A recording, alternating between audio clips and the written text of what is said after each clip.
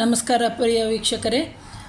ಎಷ್ಟೋ ಜನಕ್ಕೆ ಹಣಕಾಸಿನ ಸಮಸ್ಯೆ ಇರ್ತದೆ. ಅಂತಹ ಸಂದರ್ಭದಲ್ಲಿ ನೀವೇನು ಮಾಡ್ಬೋದು ಅಂತಂದರೆ 108 ಕಮಲದ ಮಣಿ ಅಂತ ಇರುತ್ತೆ, ಕಪ್ಪುಗಿರೋದು. ನನ್ನ ಹಳೆ ವಿಡಿಯೋದಲ್ಲಿ ಹೇಳಿದೆ.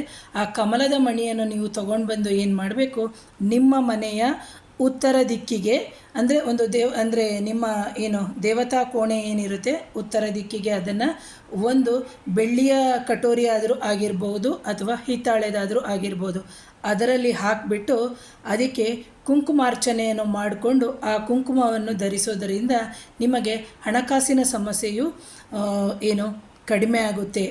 ಒಂದು. ಎರಡನೇದಾಗಿ, ಪ್ರತಿ ಬಾರಿ ಅರ್ಚನೆ ಮಾಡಬೇಕಾದಂತಹ ಸಂದರ್ಭದಲ್ಲಿ ನೀವೇನು ಮಾಡಬೇಕಾಗುತ್ತೆ ಅಂದರೆ ಧೂಪ ಮತ್ತು ದೀಪದ ಆರತಿಯನ್ನು ನೀವು ಮಾಡಬೇಕಾಗುತ್ತೆ.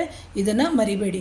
ಹಾಗೆ ಪ್ರತಿ ಶುಕ್ರವಾರವೂ ಹಾಲಿಗೆ ಸಂಬಂಧಪಟ್ಟಂತಹ ಸಿಹಿ ಪದಾರ್ಥಗಳಾಗಿರ್ಬೋದು ಅಥವಾ ಅನ್ನಕ್ಕೆ ಸಂಬಂಧಪಟ್ಟಂತಹ ಸಿಹಿ ಪದಾರ್ಥಗಳನ್ನು ನೀವು ನೈವೇದ್ಯವಾಗಿ ಮಾಡೋದರಿಂದ ಈ ಕಮಲದ ಘಟ್ಟದ ಮಣಿಯಿಂದ ನಿಮಗೆ ನಿಮ್ಮ ಸಮಸ್ಯೆಗಳು ದೂರವಾಗುತ್ತೆ. ಪ್ರಿಯ ವೀಕ್ಷಕರೇ, ಖಂಡಿತವಾಗಲೂ ಇದನ್ನು ಮಾಡಿ ಅಂತ ಹೇಳ್ತೀನಿ. ಹಾಗೆ ನನ್ನ ಚಾನಲ್ನ ಸಬ್ಸ್ಕ್ರೈಬ್ ಮಾಡಿ, ಶೇರ್ ಮಾಡಿ. Thank you.